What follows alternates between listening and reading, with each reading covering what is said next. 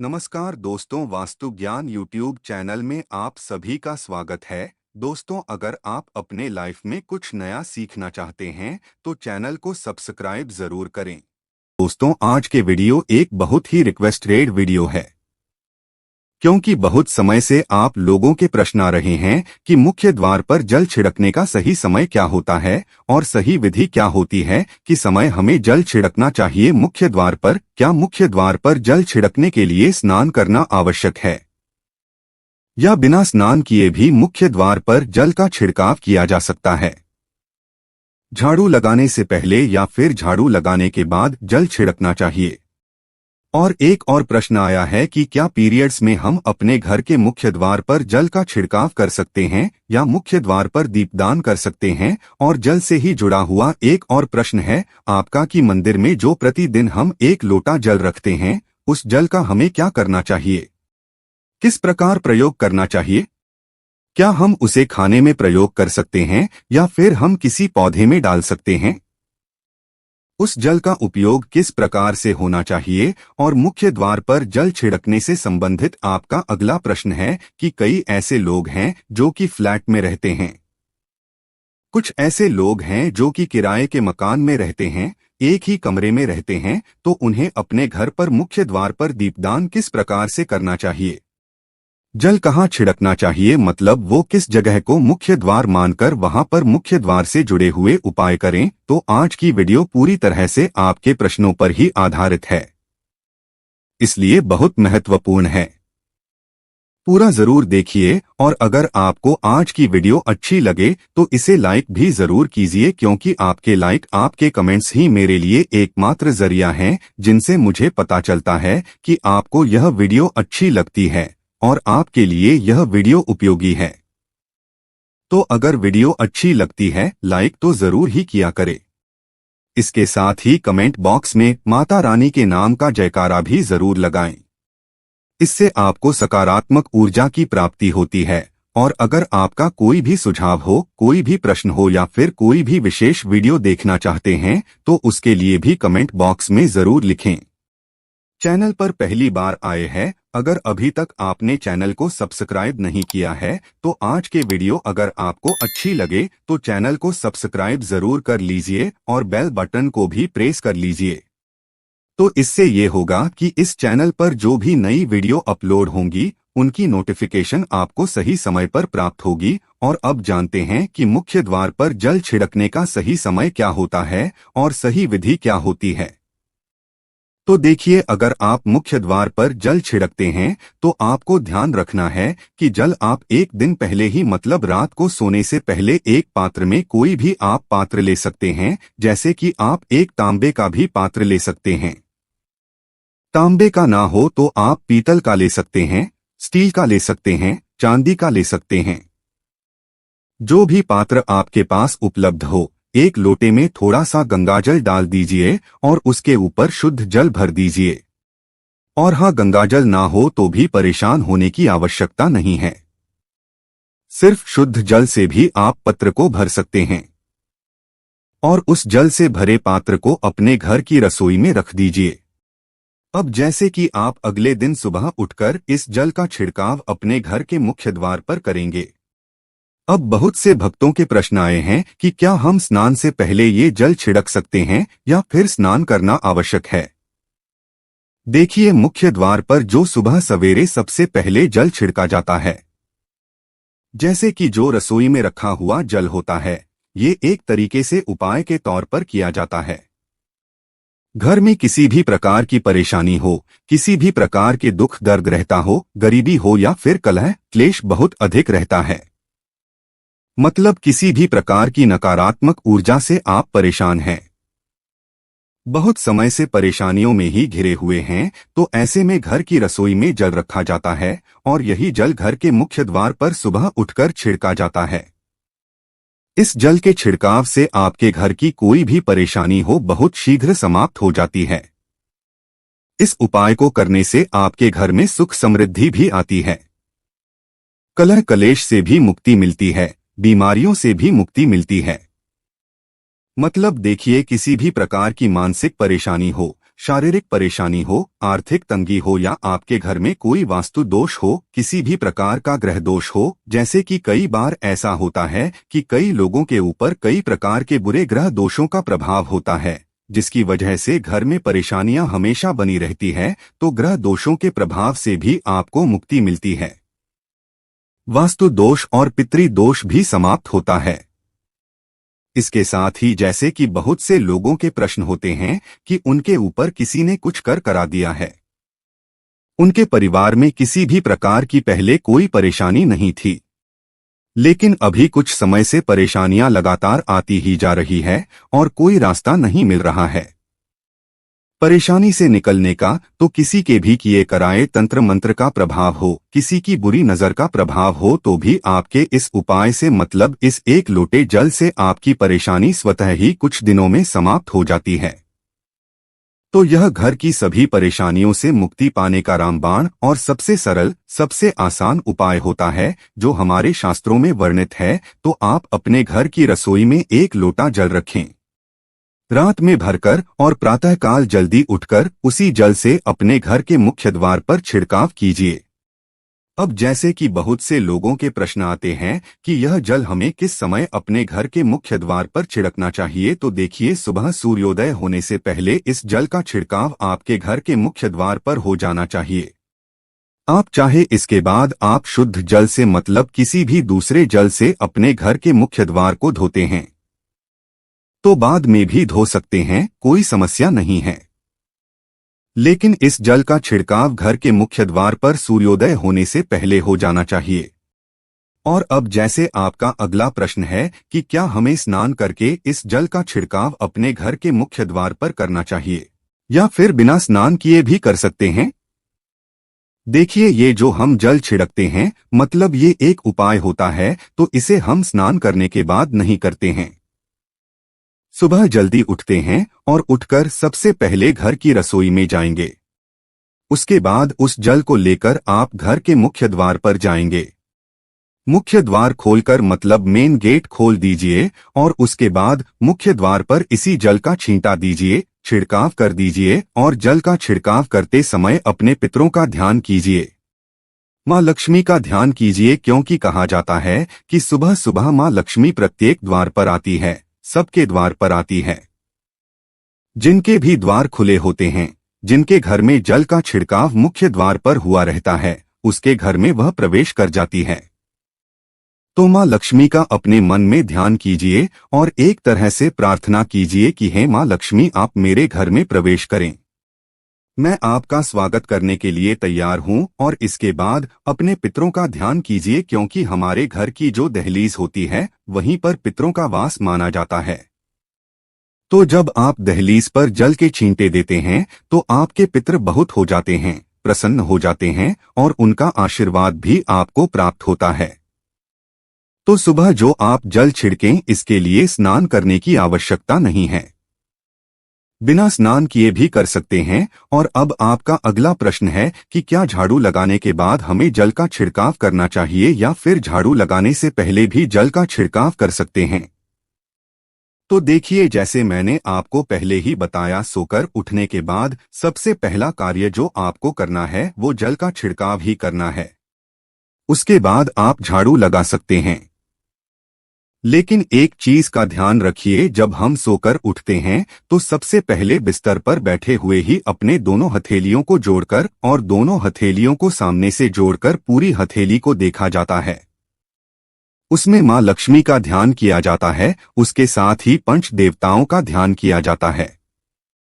पंचदेवता कौन कौन से होते हैं? माँ दुर्गा, भगवान शिव, भगवान श्री हरि, विष्णु, गणपति, गजानन और भगवान सूर्य देवता। पंच देवताओं का ध्यान हम अपने हाथों में ही करते हैं, हथेलियों में ही करते हैं। करागरे वास्ते लक्ष्मी करमधे सरस्वती करमूले तू गोविंदा प्रभाते प्रदर्शन। हम इस मंत्र का उच्चारण आप चाहें तो कर सकते हैं, नहीं करते हैं तो भी कोई बात नहीं। अपने इष्ट देवता का और पंच देवताओं का ध्यान अपनी हथेलियों में कर लीजिए।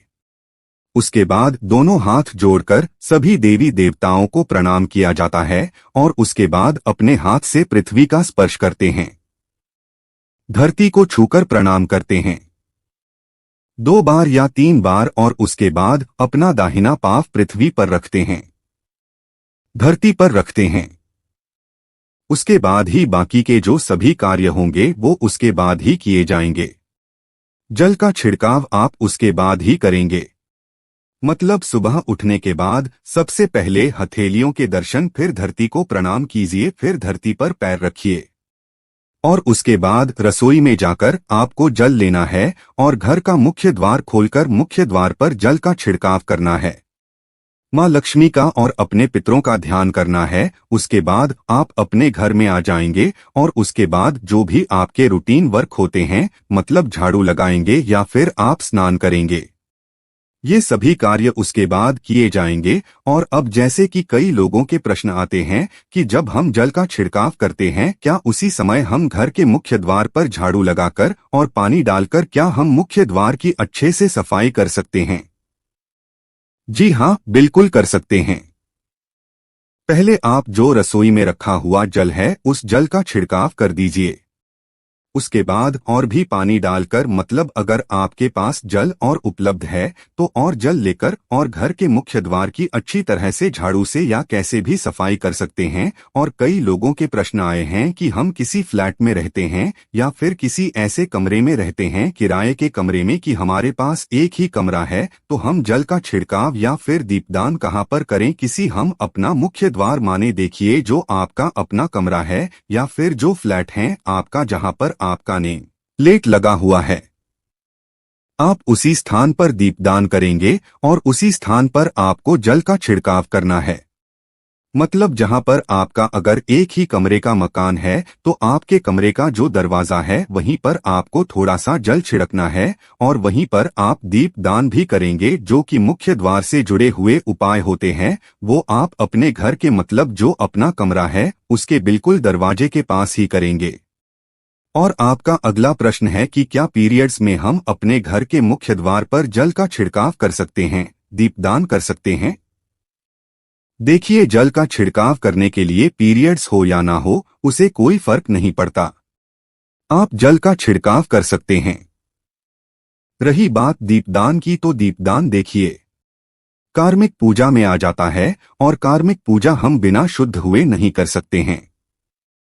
मतलब पीरियड समाप्त होने के बाद ही आप कर सकते हैं।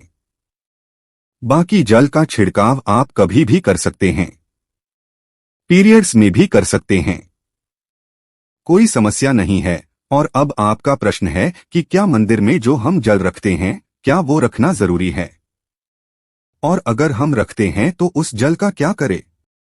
देखिए, मंदिर में जल रखना बहुत आवश्यक है।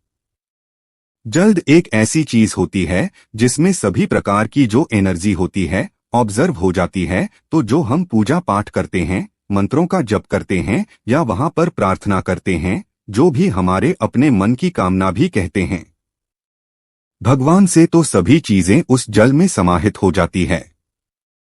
इसलिए पूजा करने से पहले घर के मंदिर में एक लोटा जल रखा जाता है और उसके बाद दीपदान, मतलब एक दीपक प्रज्वलित कर दिया जाता है। यह अग्नि और जल का एक तरह से बैलेंस भी हो जाता है और इसलिए शास्त्रों के अनुसार घर के मंदिर में एक लोटा जल भी हमेशा होना चाहिए और दीपक भी प्रज्वलित करना चाहिए। तो अब इस जल का करना क्या चाहिए? देखिए, जब हम जल रखते हैं सुबह की पूजा में रखते हैं, मतलब सुबह जो हम पूजा करते हैं प्रातःकालीन पूजा, उस समय जल रखा जाता है और वो जल हम अगले दिन उठाते हैं। मतलब जब आप अगले दिन पूजा करने जाते हैं स्नान इत्यादि करने के बाद, तो आप उस जल को उठाते हैं। सबसे पहले तो उस जल का प्रयोग सुन लीजिए। आप अपने घर के सारे कमरों में, मतलब पूरे घर में उस जल का छिड़काव करते हैं, तो इससे आपके घर का शुद्धिकरण हो जाता है क्योंकि वो बहुत ही पॉजिटिव एनर्जी से भरा हुआ जल होता है। उस जल का छिड़काव करने से किसी भी प्रकार की नकारात्मक ऊर्जा का प्रवेश आपके घर में नहीं होता।